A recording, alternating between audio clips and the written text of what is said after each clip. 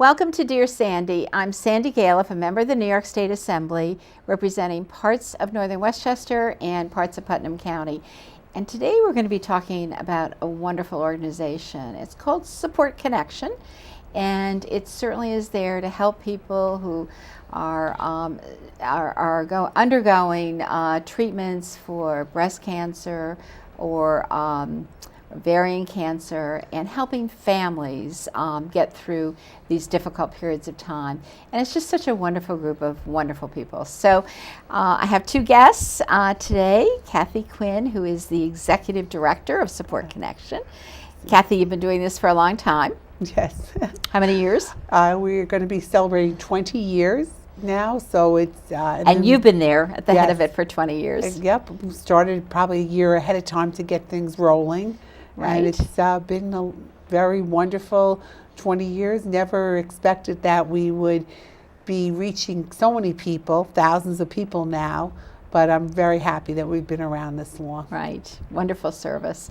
And also we have Barbara Cervoni, who is, your title is Director of Services and Communications for Support Connection. Right, correct. Thank you. Thank you for having us. And you have enjoyed, I guess, trying to spread the word, I suppose, Yes. with the communications. Yes, I do a few different things, but one of my main roles is letting people know that we're here so that if they need support, they know how to reach us. When you say here, Support here Connection. but here can be very broad. Actually, you are located in Yorktown Heights. Right. Our office is in Yorktown Heights, but we reach people well beyond the immediate area in a few different ways. We offer programs and support groups at various locations throughout Westchester, Putnam, and Dutchess. So in-person programs take place throughout the Hudson Valley. So it is lots of different places. Right. And then in addition to that, a large part of our work is done as one-to-one counseling over the telephone. And we have a toll-free number, so people can call us literally from across the country to receive support on an individual basis. And all of those services, it's important to remember, are free of charge. So you can call and speak to a counselor. You can come to a support group. You can attend an educational program. You can go to a yoga class. All of those things, and never have to pay for it. So. Kathy, so how did it all start? Was it all your idea? Was there somebody that inspired you to say, we really need this support service for mostly women and their families, so that includes men and children and so on? What happened? Well, it's a combination of the stars lining up the way they needed to get us going. I had been very dear friends with my friend Isabel, who called me when she was 34 years old and was diagnosed with breast cancer, and had mentioned how she was dealing with the best doctors. She had great doctors, but she wanted to talk to a woman who had been through this, and she had a young daughter at the time, and she really wanted to hear from somebody else, you know, what it was like to deal with this, how to go on with day-to-day life.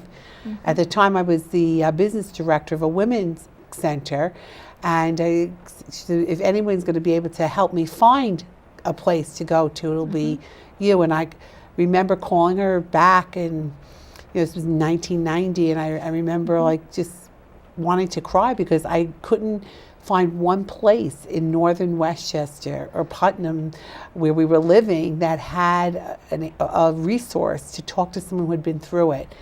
So in 1995 it was, I saw there was a walk in Yorktown called, at the time, Share a Walk. Come out and walk with people with breast and ovarian cancer. And at that walk I met Nancy Heller, who was a breast cancer survivor, and she had had breast cancer when her daughter was also 4 years old. And Richard Damsky, whose wife had been dealing, and she had lost her battle in '94 to breast cancer. So they had this idea, and we had the walk. They expected 200 people to come. Over 800 showed up. This is in 1995? Yes, in 1995. Right. How many people came? About 800. Oh my goodness, Yes. wow. And at that walk, was put out, anyone else wants to get involved, and we're going to have another walk, and so I had thought this was something I wanted to help with. Well, we met, there was about 20 people that got together, and it was decided we needed to do more than have a walk. Right. We needed an organization to really get going and help people. With that, through the help of an organization still in existence called SHARE in New York City, wonderful woman, Ellen Silverstone, met with us, about, again, a group about 20, and we met weekly and talked about it, and Support Connection, a concept was born.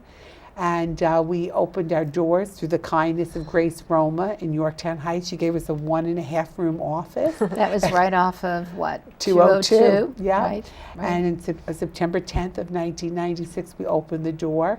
And at the time, I expected to stay probably 6 months, 9 months to help them get off the ground. And 20 plus years later, I'm here. Our model is very unique in that all of our counselors have had cancer. So they understand firsthand what it is like. We're still true to our mission. 20 years later, it is about focusing on support, information, education.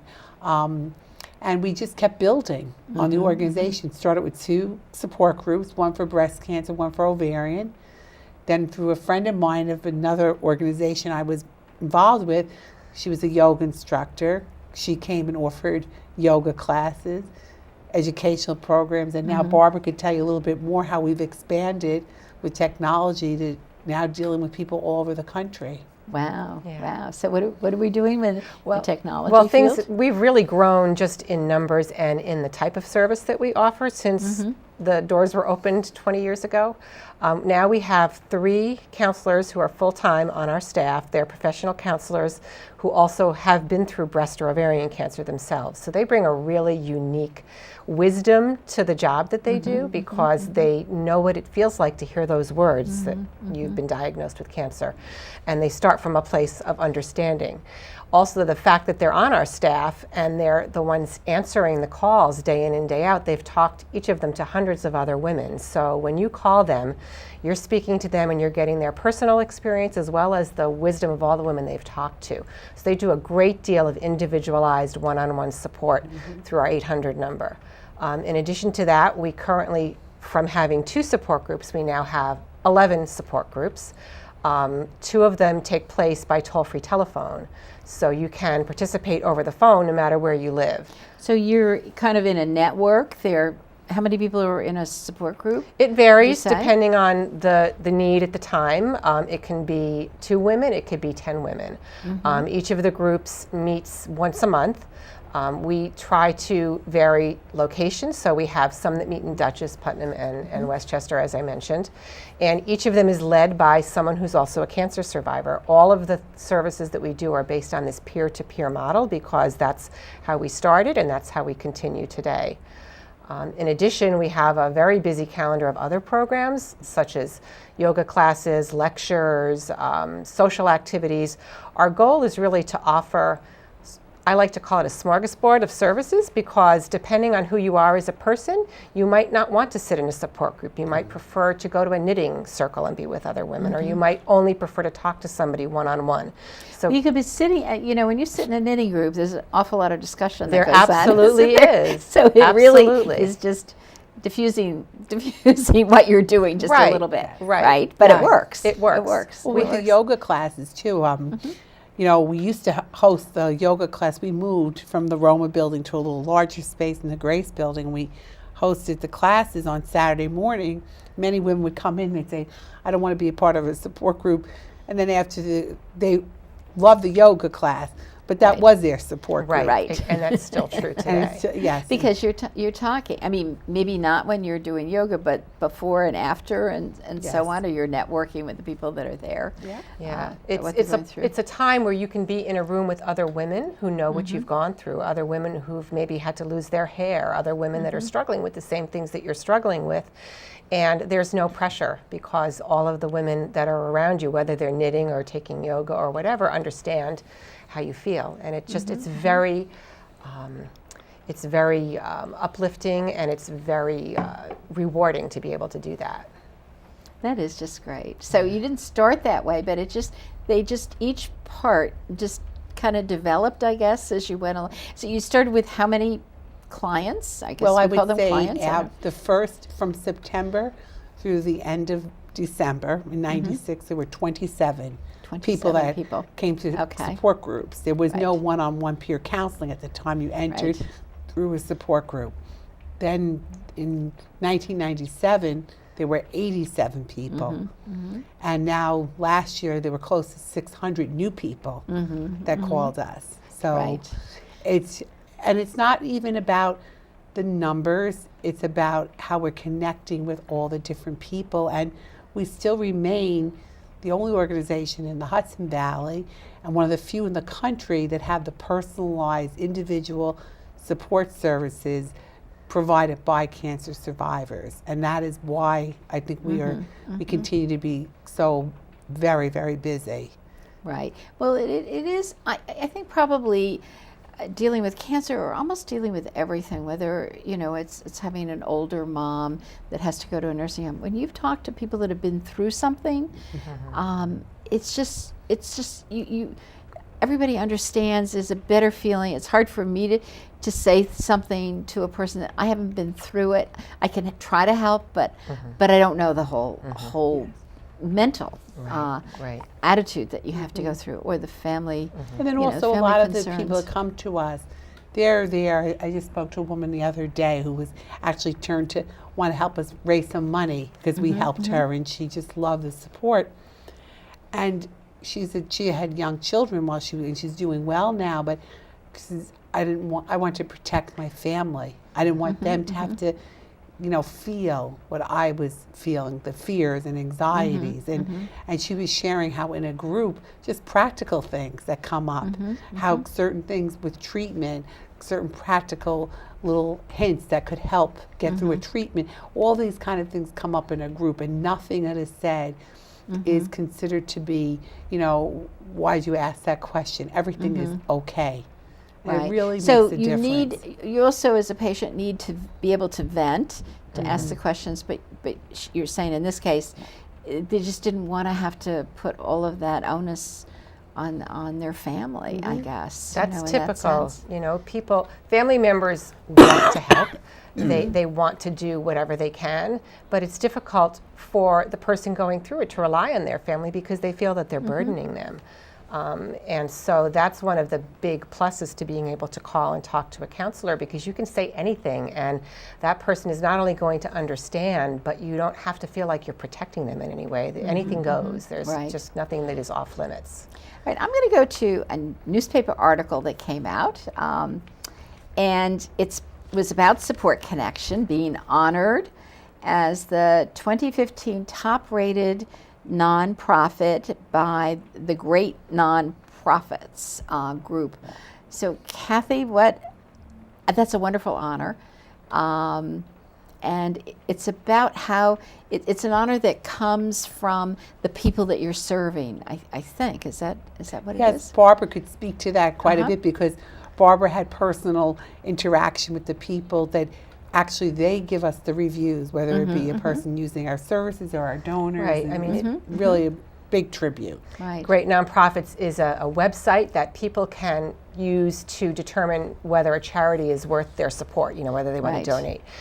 So the way that they rate nonprofits is from reviews that are posted on the website by people that know the organization. So for us, people who volunteered for us and many, many people who utilized our services and were helped by us went on to the website and wrote reviews. And by receiving enough positive reviews, that's what qualifies us for this honor. This isn't the first year that we've gotten it. People are always so grateful for the help they've gotten that they're happy to share that You must feel information. so good about that. Oh, it feels Right. awesome. Well, I think the joy comes, as I mentioned, to people, because we deal with many volunteers, and we actually have many of our volunteers are young people, interns, high school interns, college interns, and we have to be interns. And what is the joy? You must feel great. I think the greatest joy coming to all of us who work at Support Connection is that someone does not have to be alone with such a difficult situation. And for me, many times I will speak to people, they'll call, and you could hear, like when they're asking for a counselor, if you pick up the phone and you could hear the stress and the anxiety, and then I'll get a call back and someone will say, that counselor changed everything for me. That I could deal with this now. I could get through to tomorrow. Right. And to me, that is a real testimony to the quality of the people that we have. And I'm always in awe of how much they give of themselves every day. Well, Give. obviously, there was just a little note from a woman who said, who's a cancer survivor who reached out to Support Connection. She said, I contacted Support Connection and it was the best call I made in my life. My counselor listened to my fears and concerns and understood exactly what I was feeling. She has supported me through rough times and happier times. I would speak to her as I was going through my journey. It is 6.5 years since that first call, and still today I'm supported by this remarkable organization. So that's wonderful. And I think we have a video right now that has some other great testimony about what you do. So let's watch. Beat cancer, yell it, B-E-A-T. Let's beat cancer. In 2010, Michael's daughter Lauren was diagnosed with breast cancer. I had noticed a lump in my right breast. In 2011, Michael's fiancée Ginny faced a similar challenge. I was diagnosed with stage 4 ovarian cancer. I remember the day Ginny was diagnosed. I didn't know what to say, really. And the only thing I said to her, I said, wherever you go, I go. Ginny and Lauren went to Support Connection, which provides critically needed resources and support for people affected by breast and ovarian cancer, all free of charge. Support Connection is well known for its toll-free information and support hotline, which connects callers directly to the professional peer counselors on Support Connection staff. The mission that we have here is amazing. We're giving them hope, and that's a remarkable, process. It really is. It's incredible. While a great deal of Support Connection's valuable help is provided over the phone, in-person counseling and support services are also available. When they walk in here, they know that they are number one, and they are the only person that we are thinking about at that time. Free and confidential, Support Connection offers emotional, social, and educational support nationally and locally from their Yorktown Heights, New York offices. I was shocked. I had just turned 31 and I have breast cancer, so what do? And luckily Support Connection was there to help me along. Support Connection is a leader in its field and has made a difference in thousands of lives since 1996. Their vision is simple. Connect people with breast and ovarian cancer to professional peer counselors, cancer survivors themselves, who offer caring and personalized support and information. Come in and meet someone, and they will absolutely make such a difference in your survival. And I say survival. Support Connection offers an array of services, including breast and ovarian cancer support groups, one-on-one peer counseling, which is offered in person or by toll-free telephone, regardless of where you live, educational forums, wellness classes such as yoga, and workshops on topics like nutrition or the latest medical treatments. Whatever works for anybody, we've got it here. And again, we're not telling you which to go to or what to do. We want you to find what works best for you. My first call went to Andrea. She was absolutely wonderful. She understood me from the first moment when I explained to her what was going on. And it was just wonderful. As a matter of fact, to this day, I call her my angel. She was there emotionally, spiritually. We would laugh. We would cry.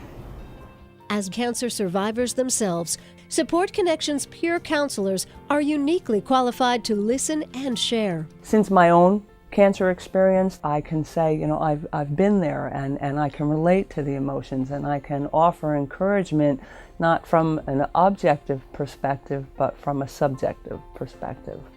Entire families are impacted by breast and ovarian cancer. Support Connection is there for them too. we're here for everybody. When people are going through that diagnosis, anybody, friends, family, anybody, is welcome to call here. You're not going to fight this on your own. Sometimes family members, including me, do not have the expertise to fight it with you. We're there with you. We want to be there, but the people in Support Connection have been in their shoes. Together, Michael, his daughter Lauren, and fiancée Ginny are a force to be reckoned with. They donned sneakers and joined 10,000 other supporters at Support Connection's largest fundraising event, the annual Support-A-Walk. Lauren and Ginny served as ambassadors. I'm very, very proud and happy to support them and to do whatever I can to spread the word about them and to be with them just because they've been with me. Support Connection receives no funding from national cancer charities for its programs and services. Every dollar they raise comes from grants, businesses, and the generosity of everyday people. For more information or to donate, log on to www.supportconnection.org or call 914-962-6402. For national toll-free telephone support, call 800-532-4290. They saved me. They really saved me. I don't know where I'd be without you. What a wonderful video. It really showed the hope that you're able to instill with all of these individuals and their families. You hear those stories all the time, right? Yeah, it's going through a cancer diagnosis is just overwhelming, and it's almost impossible to go through it by yourself. And every day we help people so they don't have to go through it by themselves. And the gratitude that we hear is what makes it all worthwhile, because we know we've made a difference. Well, Kathy, you wouldn't have been there for 20 years if if you didn't feel great success and that you're giving such great emotional support to people. Right, and I think what's really important too, it's Support Connection. We never give up on anyone, and while there's many, thank goodness, there's many, many, many wonderful stories of long-term survival. For those people that don't have that situation, we're also there for them and their families. And there's been times where people know they could turn to us. They might need different kind of care, or they need to think of practical solutions for their family members, and we are there for the people. And that to me is also very important, that while we would like to push a button and find the cure and not have to have our doors open for anyone, we're there beginning, whatever point you're at in your diagnosis, recovery, or if a situation is very difficult for families, we're there to also get more resources for them. When I think back over the 20 years, there have been a lot of changes, I would assume. I mean, you still get the diagnosis, so that's your initial, anxiety. But things have changed with able to get through it and so on. So I would assume we're doing so much better. Well, people are living longer with cancer because there have been so many advances medically, but it also means that people are living with illness for longer in some situations. People may be in treatment for years. Women are diagnosed with breast cancer at stage 4, and 20 years ago they wouldn't have survived very long at all. Today, because of the options that are available, they're living for a long time, but it's a difficult time because you're in treatment. So what we have to offer has changed over the years. We need to meet the needs of not only the women who are diagnosed and treated and then moving forward, but also the women that will never really be able to move 100% forward.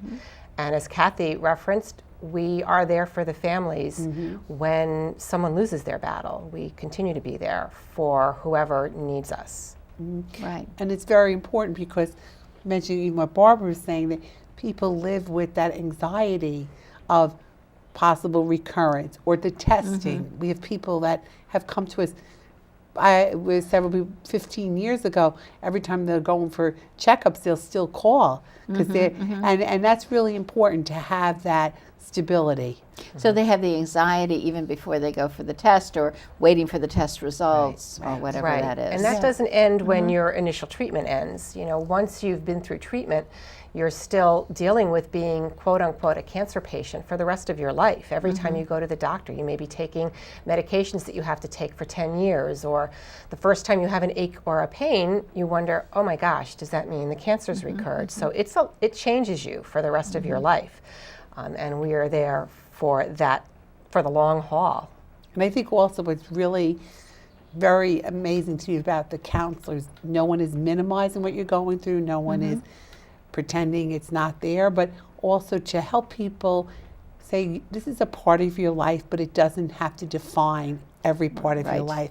And one of the things that we do every year that I love is Celebrate Life Day, because that day is a day to celebrate people who are dealing with cancer, their loved ones, and all about joy. This is the moment we have.